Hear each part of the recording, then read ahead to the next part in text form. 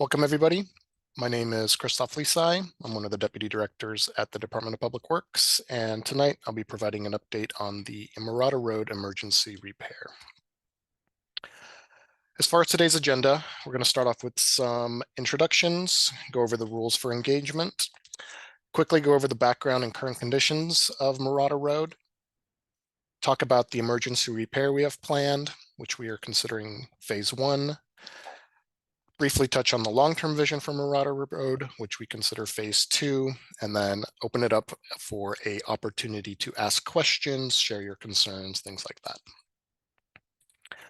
So with us tonight, we have Ann Stillman, our Director of Public Works, myself, Quavo, who's our Deputy Director of Road Services.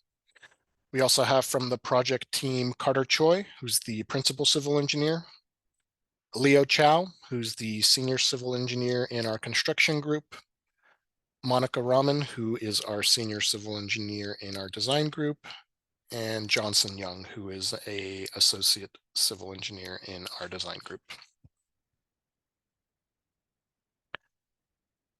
Now, as far as the rules of engagement, so we'll use the raise hand feature and chat Zoom feature in order to organize your public comments or questions. So if you guys have questions, please hold them until the end.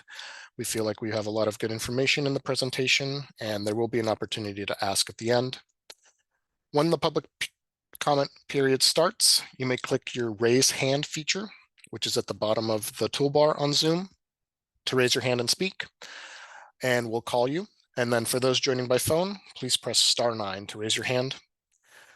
When it's time and you hear your name, the moderator will ask you to unmute your microphone, and then you may begin speaking. If you could please identify yourself when you speak. And then please note, depending on how many people we end up having, we're looking to limit the questions to about 2 minutes per person. And if there's time at the end of the meeting, we'd be happy to take more questions. As always, please listen and be respectful of other points of view. And one thing I want to say is we may not have all the answers to your questions today, but we are here to listen and hear your input and concerns with the upcoming construction work.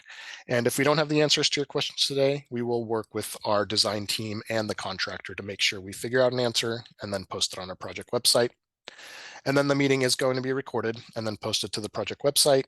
And the project website is going to be the best source of information for updates. So please subscribe if you haven't already. And the link is shown there at the bottom, and we'll also have it at the end of the presentation for you. As far as how we got to today, in April of 2023, we installed a buffer striping on Mirada Road as we noticed there were some signs of deterioration on the roadway. Subsequent to that, in March of 2024, the deterioration worsened, and we had to close the southbound lane to vehicular traffic. This resulted in us closing the lane and establishing a one-way, one-lane northbound circulation in the area. In June of 2024, we finalized the scope of work and retained a design firm for the emergency repair.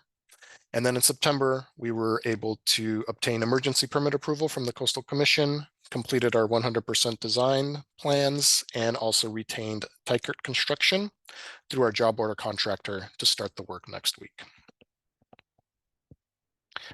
As stated previously, this shows some of the photos of the condition of the roadway around March 6th of 2024. So this is when our department designated Mirada Road between Medio Ave and Magellan, which is about 1,000 feet, as a northbound only one-way road, and closed the southbound lane to the storm damage and wave action. And you can see some of the deteriorated edges of the pavement, which I'm sure you're all familiar with those who live or frequent the area. These photos were taken over the summer and just kind of showed the deteriorating conditions of the roadway. As you can see, there are sections that continue to encroach into the closed area and are starting to potentially affect the open lane. And so we definitely wanted to get out there and do some type of work to help stop the erosion and try to restore Mirada to the pre-existing condition. And that's what led us to today. We've been working hard over the last several months to get a design plan in place, work to establish a contractor, and also work with the Coastal Commission to make sure we have the necessary approvals. So as we work to design emergency repair for the roadway, we had several goals in mind. The first one is we want to address the immediate safety concerns due to the road damage and potential for further damage. There's utilities in the roadway. There's frequent use of the roadway by bicyclists, pedestrians, cars. And so we want to make sure that we're able to allow people to travel the area safely. We also want to make sure to restore as much of Mirada Road to the pre-existing damage condition as possible. We also want to make sure we protect Mirada Road from future damage, and to the extent possible that we can under an emergency permit. We also want to make sure that we're able to maintain access for residents, businesses, and visitors to and users of the coastal trail. And as part of the emergency work, we want to make sure we build resiliency into the road and limit future maintenance and potential work on the road. We want to make sure that it lasts until we're able to get out there with a long-term future project. And we also want to make sure that whatever we build now, we can leverage or build off of the emergency repair for any future plans. We don't want to be in a position where we install something now that we have to rip out or that would potentially affect what we can place in the future. And then finally, we want to make sure we're aligned with all the adopted plans and process in place, including from the state, the county, the local area, and including the regulations and requirements from the California Coastal Commission. So as I said, we've been working hard over the past 4 months to design the repair plan. The project limits are going to be from Cortez Avenue to the south to Magellan Avenue to the north, which is the area where we've seen the most damages to the road. This plan took into account the requirements of the California Coastal Commission, and the repair will be done under an emergency permit. As part of emergency permitting through the Coastal Commission, they only allow the minimal necessary to address the emergency. We've been working hard to have several iterations of the design, and we've had several meetings over the last several months with the Coastal Commission to get us to a point where our application was submitted and approved earlier in September. As far as what we plan to do for the repair, so we plan to address both the rock slope protection, or as we call RSP, and the roadway itself. For the rock slope protection, we want to restore, reposition, and add new rocks along the revetment. Excuse me. So this will include moving large rocks from the top of the revetment to the base, building an engineered RSP structure, as well as adding new rocks to the top of the wall to fill voids and add resiliency. One thing that we've determined through our analysis is the sizing and placement of the rocks right now is off for what we would consider a normal engineered RSP revetment. There's not enough rocks at the base of not enough large rocks towards the base of the revetment and too many at the top. And so as water gets in between, we lose some of the smaller rocks at the bottom, and that's what results in having voids that ultimately allows water to get to the road base. In addition to working on the RSP and in conjunction with that, we'll also be excavating the outboard lane, or the lane closest to the ocean, to approximately 11 feet from the edge of the revetment inward. We're going to be going down about 4 feet, removing all of that material that's been affected by wave action and water. And then this will be replaced with a controlled low strength material called CLSM. So we call it flowable fill. It's a low strength concrete that is able to act similar to an aggregate base. This will be used to strengthen the roadway, and we'll also be installing some engineered geotex fabric for additional strength, as well as smaller rock as an underlayment for the revetment, and some additional drain rock that will help with future drainage. And then finally, we're also going to be installing some precast concrete blocks on top of the roadway. So once we excavate the roadway and fill it back up, we are going to come back and then pave it with new asphalt to match the existing elevation of the adjacent roadway. Once the new asphalt is installed, we are going to install these blocks. The blocks have multiple purposes. They'll be installed on the new pavement and positioned about 2 feet inward from the edge of the revetment. And these blocks are generally about 2 feet wide by 2 feet tall and 6 feet long. They weigh about 600 pounds, and so they're going to be hard to move, and they're intended to help with wave overtopping and to deflect some of the wave action back onto the beach. They are going to be spaced about 2 feet apart. So this will allow any water that gets over them and onto the roadway to drain between these blocks and then back onto the revetment and beach. And we decided to use this type of configuration instead of a normal K-rail that you may have seen elsewhere because these are sturdy. As I said, they weigh about 600 pounds, and so we believe that they won't be affected by any of the wave action that we see, and they're going to be less prone to being moved or dislodged during any kind of high wave action event. Now I want to go over the schedule, hours, and what we have found or anticipate to be impacts. So we believe that the project is going to take about 42 working days to complete, and we're scheduled to start this Monday, September 30th, with the hope to finish by early December. Right now, we're expecting the contractor to work Monday through Friday from 8 a.m. to 5 p.m. However, these days and times are subject to change, and we will take opportunities to work longer hours or weekends if that means we're able to finish the project earlier or have less impacts. While weekend work is not being planned currently, we will make that decision in conjunction with the contractor once they start the work and determine how productive and efficient they are. And so we know this will be impactful, and we will do what we can to try to minimize disruption. However, we know that there is going to be impacts, and that could be long hours or even full days for the road closure along Mirada Road, where you'll have impacts to access.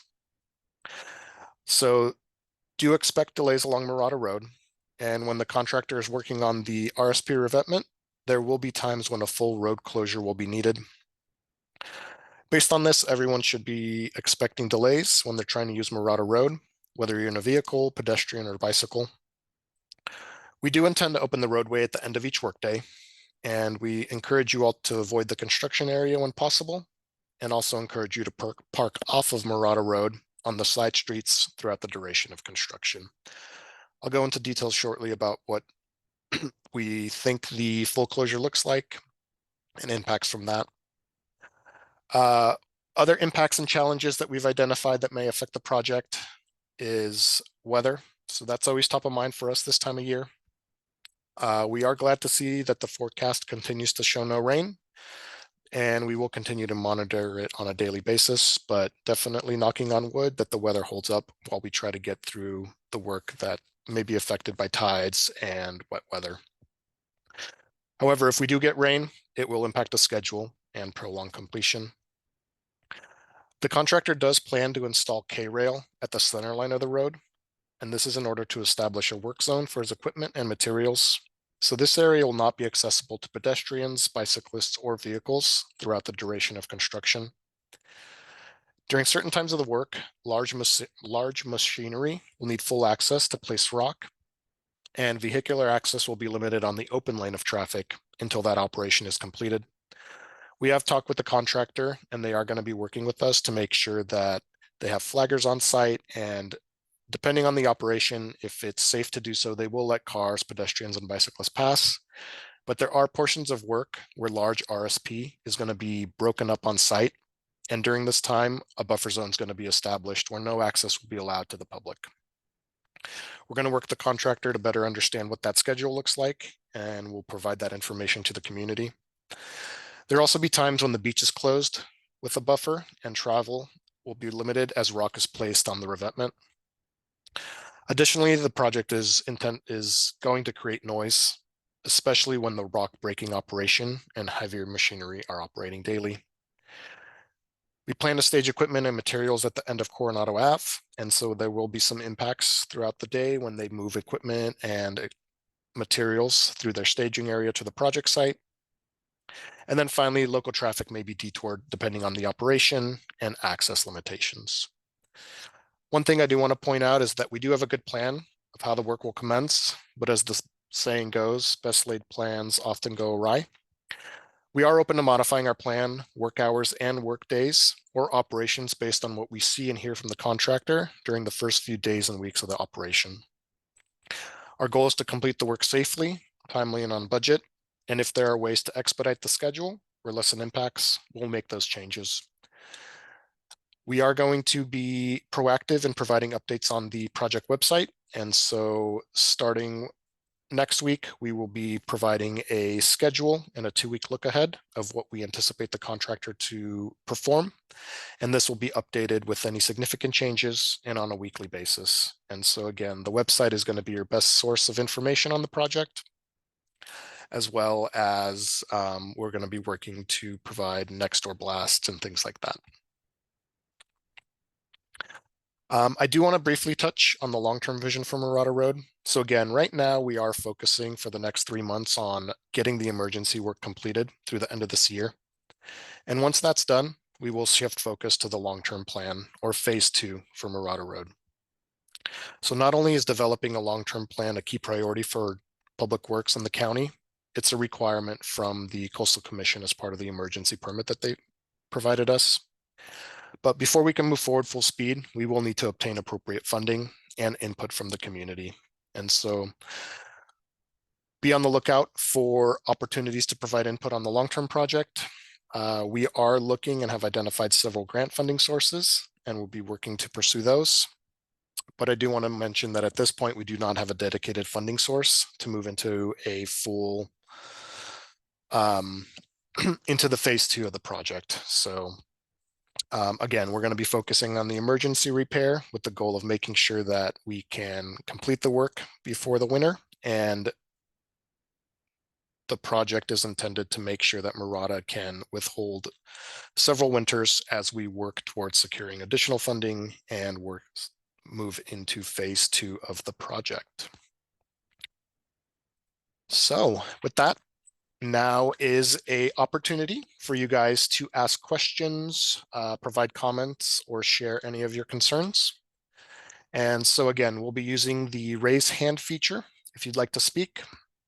So if you have your hand raised, your name will be called. And again, if you're joining by phone, please press *9 to raise your hand. And then you can also write questions into the chat. We have been monitoring that. And then the goal plan is to start with people who have raised hands and see what questions they have, followed by looking at the written chat questions. And then finally, we did receive some questions prior to the start of this meeting by email, and we will go over those if they haven't been addressed already through other questions. All right, so with that, Carter, if I can get your assistance in seeing if there's any questions or people with raised hands. I don't see any raised hands at the moment. However, there is a question in the chat box. There is no raised hand feature. Okay, let's take a look.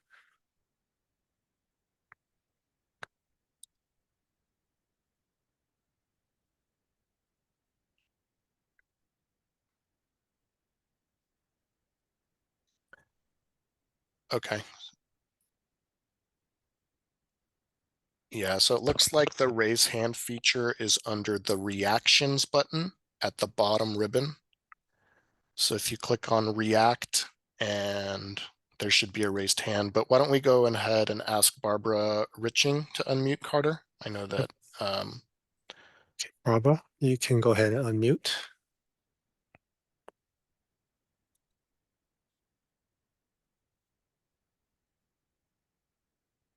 Sorry, took me a minute. Can you hear me? Yep. Yes. First of all, congratulations on getting the approval from the Coastal Commission. Sounds like a good plan. I just want to clarify, first of all, so you're saying this work will happen from Cortez Avenue to Magellan, and so no work will be done between Medio and Cortez? Did I get that right?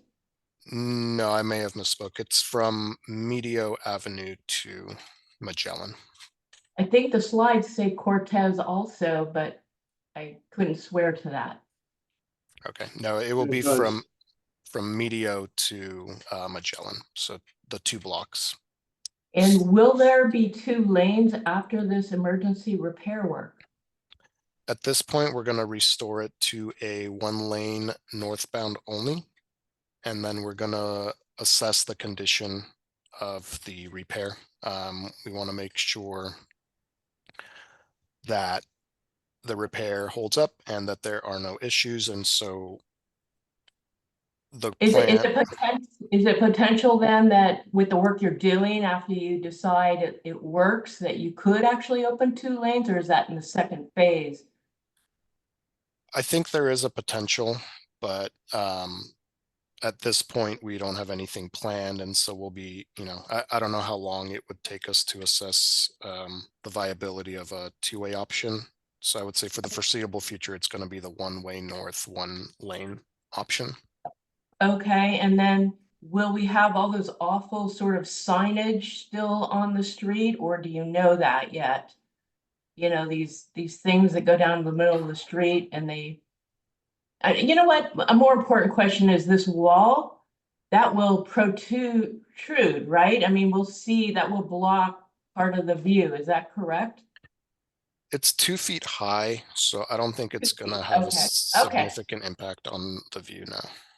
Okay, I understand. And for parking, well, first of all, will my patrons be able to use the back street like Alameda to Cortez to get to Mirada Road, or my property happens to be on the corner of Mirada and Cortez?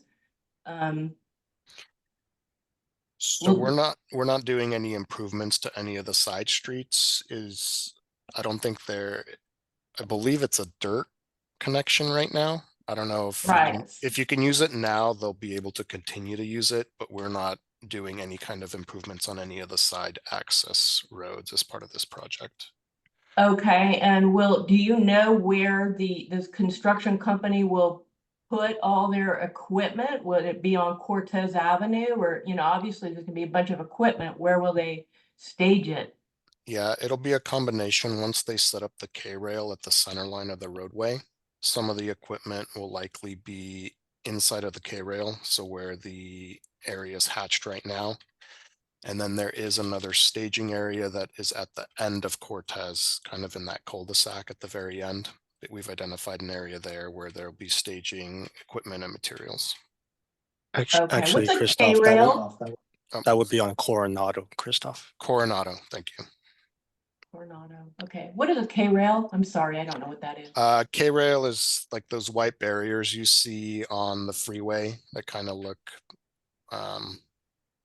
they're tall, white, kind of thicker at the bottom and separate traffic from, lanes, things like that. When we did the detour on Highway 1 for the bridge, were you around then? We put the K-rail right on the edge to allow people to use Highway 1 as a detour, if you recall that. I guess I just, I can't remember what that looked like. So maybe you could share a picture of that at some point. I don't want to take all your time. Do a bunch of people have their hands raised? Because I have a lot more questions. Yeah, there are a few people, so maybe we can Yep. go to the next people, Okay. Barbara, and then we can circle back. And then, yeah, we can Okay. put a photo of a K-rail on our website. Thank you. Okay. The next person I have is Ivan. Thanks. You may unmute. I think I'm unmuted, am I not? Yes, you are. Go ahead. Oh, good. I'm sitting here with Susan Pate, whose property is at 115 Magellan and has beachfront access. And she's wondering whether the project on Mirada has in mind any kind of addressing of the beach access at the end of Mirada and moving down into the beach there, because as you probably know, there's a lot of rock and riprap that has been displaced there, and it really is a very dangerous situation for pedestrians to access the beach down. Popular. And it is a very popular access point. So with this project, we're limited to just the bare minimum the bare minimum work to make sure that Mirada Road is secure. So no, that is not included as part of this work. But that's likely something that we can take a look at with the long-term project that will be phase 2. Great. Well, we certainly would appreciate you doing that. Okay, we have a next question, next hand raised from Eric. Hi, thanks for all your work on this project. Much appreciated by all, I'm sure. I'm on Coronado and I'm wondering, you said the K rail, I know what those are, but which end? Is it gonna be on the on Mirada in Coronado, or is it gonna be the other way towards Route 1? Is where with the staging area? So the staging area will be, let's see if we have it in.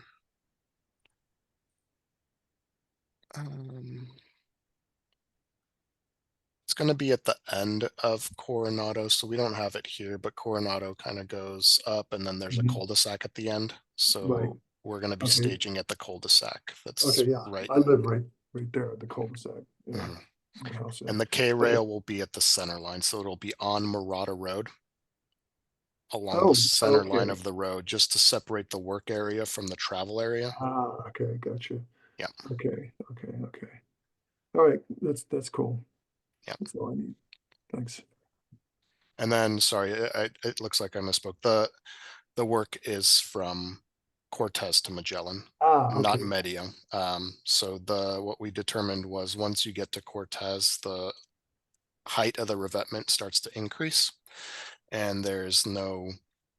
It's in much better shape, and we haven't found any damages to the roadway in this area. So the work stops right here at Cortez. Uh, Okay, at this time, I don't see any additional raised hands. Nope, we have one more from Ivan.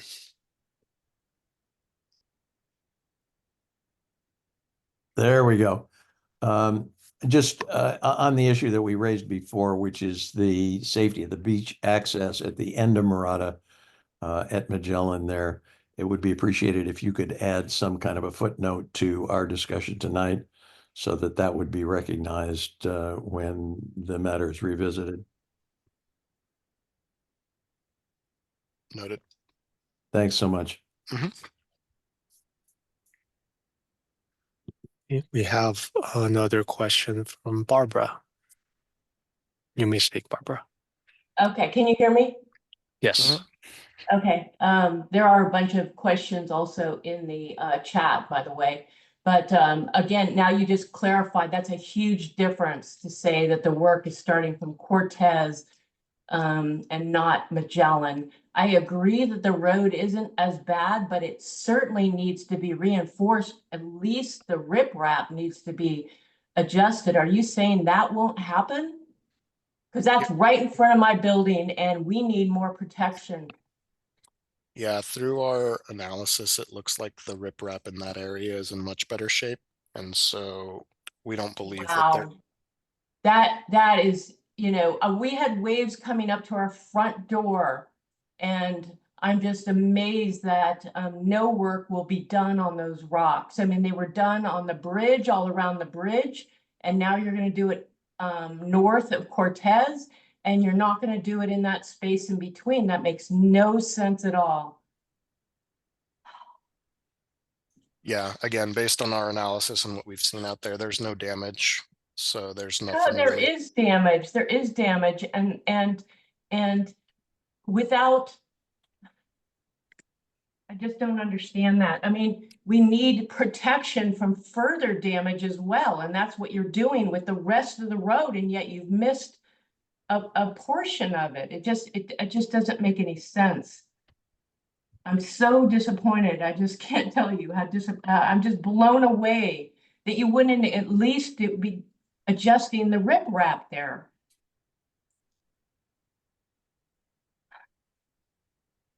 Yeah, again, we had our coastal engineers take a look at the entire revetment and the limits that we have in the current project and the emergency work are going to be from. Okay, so you say only residents can come through. I mean, if people come through and say they have business on the Mirada Road and and you can let them through, you're going to let them through, correct? Correct. Yeah, we'll provide access to anybody that needs to have access. It just depends on the operation, right? So there may be a delay And we'll try to post if there's any kind of prolonged roadway closure. We'll try to post that on our project website well in advance, but it is construction, so there may be times where we need to close the roadway for an determined amount of time. Our contractor said that they'd be willing to work with getting people by with using flaggers. So we will try to provide access as much as possible and be proactive in providing information of when there's any type of closures. Okay, so since the work won't be in front of my house, I guess the road closure will begin at Cortez and not at Magellan? We're waiting for a schedule to be provided by the contractor. And once we have that, we'll be able to post that online and provide you guys with a 2-week look ahead of where they're starting.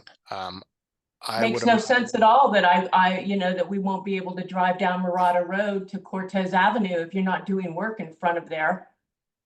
No. Now I may lose $10,000 to $20,000 of business, and yet you're not going to fix the road in front of my property.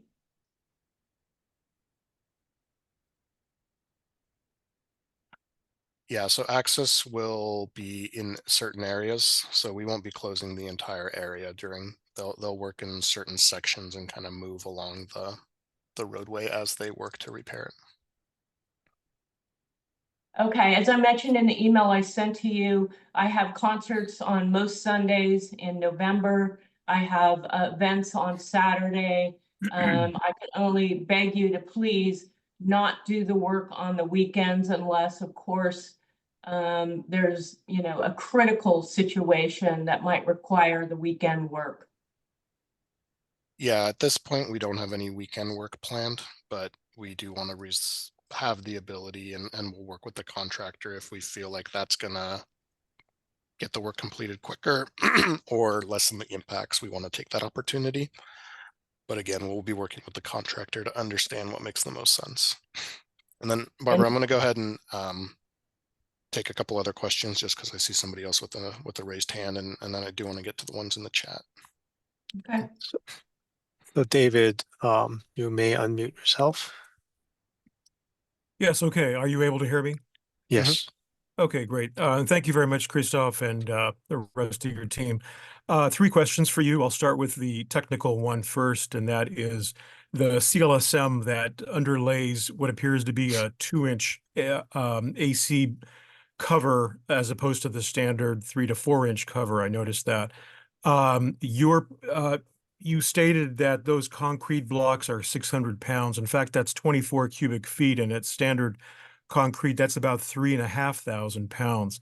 The reason why I'm recapping that to you is that with the CLSM base, or rather underlayment plus a very narrow cover like that, you're going to see a depression resulting from that roughly 3,500 pound weight as opposed to a 600 pound, which you would not.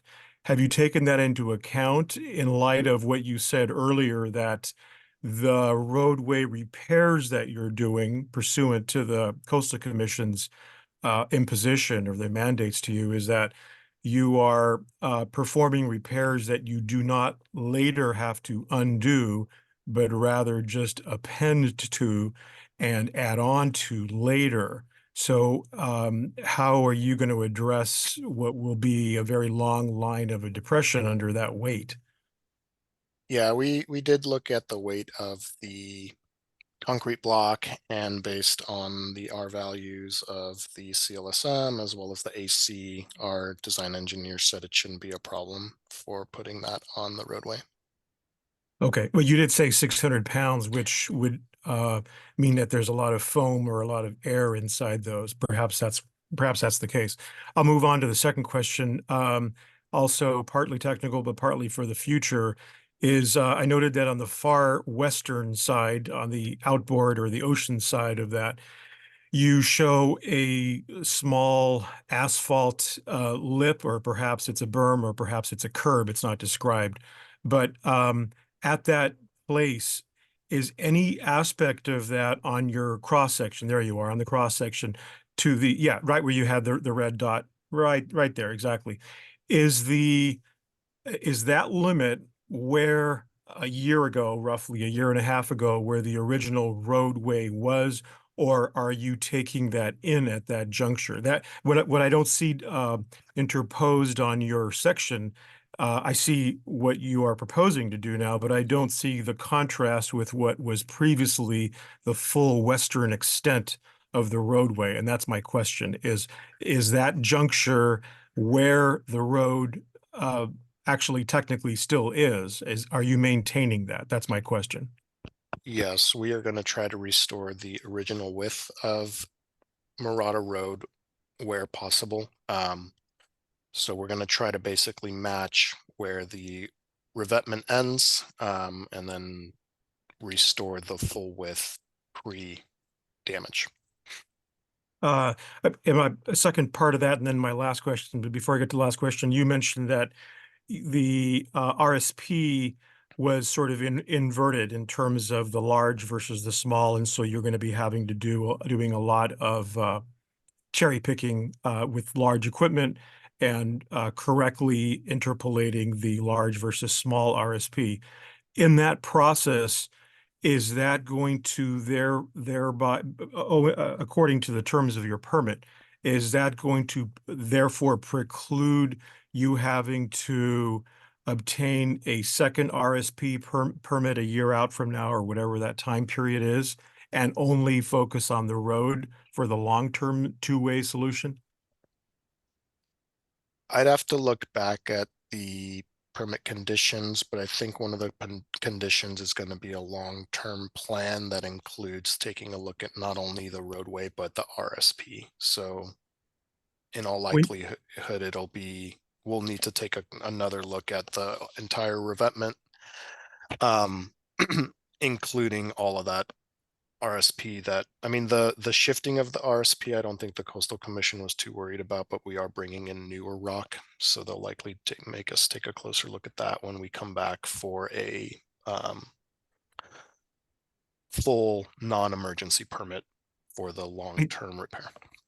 I think when I hear you say or convey to us that you're going to be having to take a look at that, presumably you'll be forced to take a look at that. That poses a strong concern for property owners and residents here insofar as any aspect of removing or reducing that RSP will lessen future protections and thereby lessen the ability of the long-term viability of the roadway. So how carefully during this, what's been about a 6-month process for you guys, with you've utilized external consultants outside of your own team, your own engineering team, how well, how finely, how deeply have you considered the placement of this RSP now during this immediate emergency repair towards making that effective for the long term? And the reason I say this, I have a lot of work experience with RSP. You basically get it one shot to do it well, or you get one shot to do it poorly. And since you're doing this very carefully and very considerately, wouldn't it be the time now to place that RSP in a way that is successful for a very long term? That's the goal. We do have a coastal engineer that has experience with this type of work. They're going to be on site when we're doing the RSP relocation work. And the goal is to relocate the RSP to make it more of a traditional or engineered revetment, because right now, throughout the years and various work, it got out of alignment or out of cohesion, right? And so definitely our goal is to be able to place the RSP where we're hoping that this emergency repair provides the protection for the next 5 to 10 years, right? However long it is until we get out there with a long-term project. During the long-term project, we also want to build off of this work. So we don't want to go back to the Coastal Commission. And I mean, that will come through obviously communications with the community input. We don't want to be in a place where we're removing any kind of RSP from the area. We just want to make sure that we're able to put in something more permanent for a long-term repair that lasts, generations. Did I hear you correctly that this emergency immediate work actually has a forecast of a 5 or more year period of time before the permanent work is done? No, we don't have I mean, it's an emergency project, and so we're just trying to do something to make sure we bolster the area, but we have not determined what the longevity of this repair will be. We're hoping it lasts for a while, but we know it's really an emergency work, and we haven't been able to determine what the longevity of it is.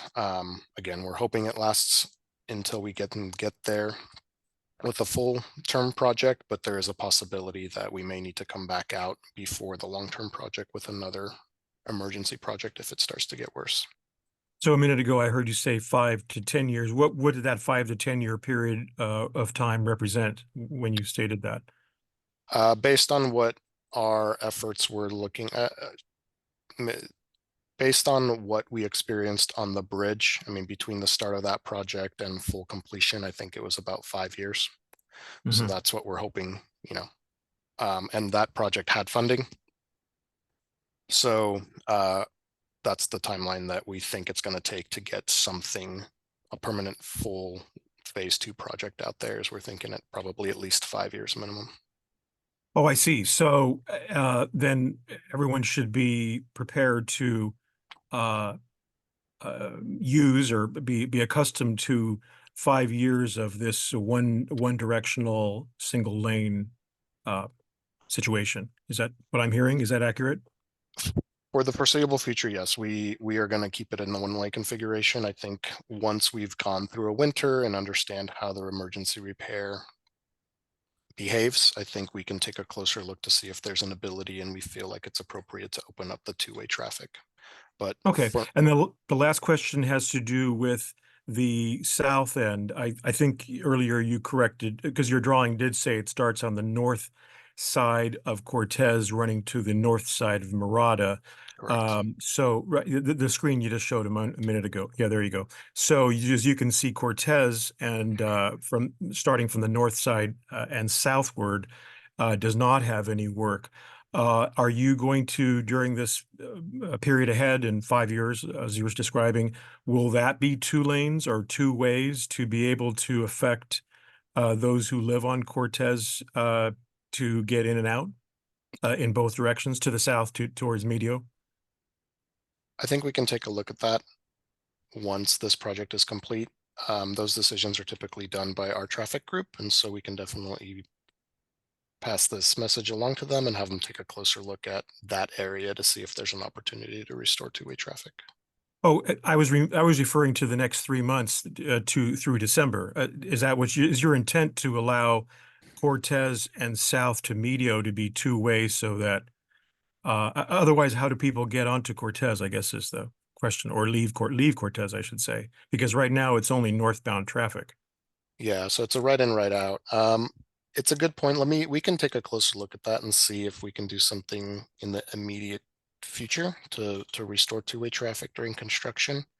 We just want to make sure we talk with the contractor first and just understand exactly what area and space he needs to do the work.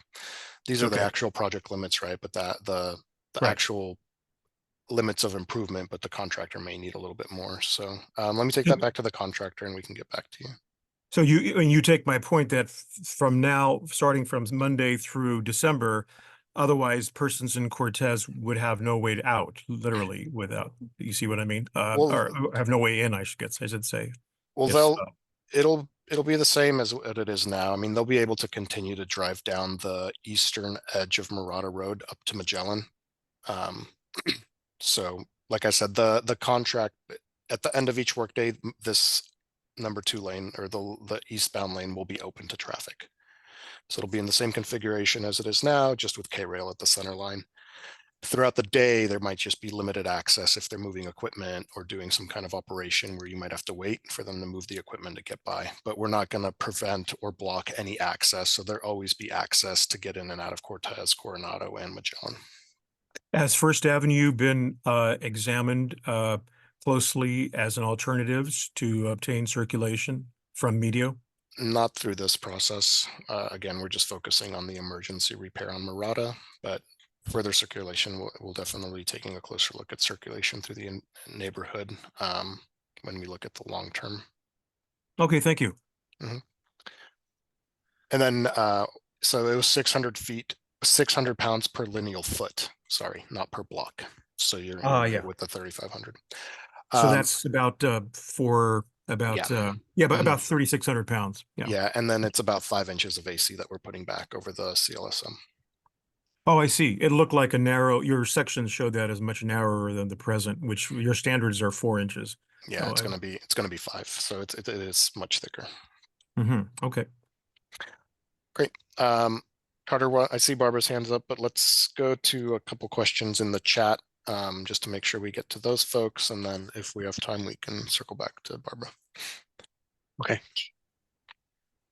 So there were a couple of questions asking for clarification on the project limits, which Christoph, you went over.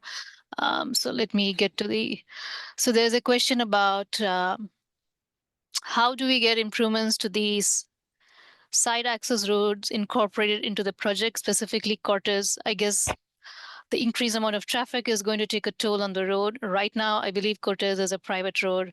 The residents maintain it. Yeah, we don't have any plans to do any side street or other work outside of specifically Mirada Road. So if you want to email the project team with your concern, we can take a look at Cortez Avenue. Generally, the county, however, does not maintain or build private roads. It would need to be brought to county standard if we were to adopt it into the county maintained system first, and then we would be able to maintain it. Okay. Next question is from Lisa Kitchman, and she was wondering if we could post the emergency CTP with documents on our webpage. Yeah, we can do that. There's a comment from Thomas DiMeo, and he was agreeing with Barbara's comment of reinforcement should be from Medeo, and that we are here during the storm, then it gets pretty wild. The concern is that next year, the part that is not getting attention will start to fail the storm season. Yeah, definitely noted. Again, the Coastal Commission only looks at the minimum necessary to repair what's damaged. And again, we weren't able to determine any damage past Cortez that would fall under an emergency permit for this project. I guess the next comment is from Dan, and it's agreeing with the previous comments about, I believe, adding riprap from Cortez. Then we need to add 4 feet, or I'm guessing the riprap all the way to Medeo, or we'll see the same thing in January. So sort of echoing the previous comments. Yeah. All right. And is that all the written? That is all the chats, unless I missed something. Yeah. Okay, great. So Barbara, if you can. Yeah, I just want to say, I want to suggest that if it was presented to the Coastal Commission, that the road is one continuous road that's had extreme wave action from Magellan all the way to Medeo, I think they would have approved. They have always approved the riprap adjustments for the whole road. And it's common sense that if you only do part of the road, the rest of the road is going to take the brunt of that. And I would suggest that you continue your plan, but that you go back to the Coastal Commission and indicate that this needs to be added. It's a major flaw in this plan. Common sense would tell you that. Yeah, again, based on the engineering we've done and our experience working with the Coastal Commission, we feel like the limits that we have align with what we were our intention. Yeah, I respectfully have to disagree that it wasn't presented to the Coastal Commission the correct way. My last comment is, can we start setting up the meetings to talk about future plans now? There's really no reason. I understand you don't have funding, but it's sort of like we need to come up with a plan of what we would like, and then we can start building upon getting the funding, but there's absolutely no reason we shouldn't start now with that planning. Quarterly meetings should be set up immediately. And or you could do online surveys. Noted. Again, we're going to focus on getting the emergency work done.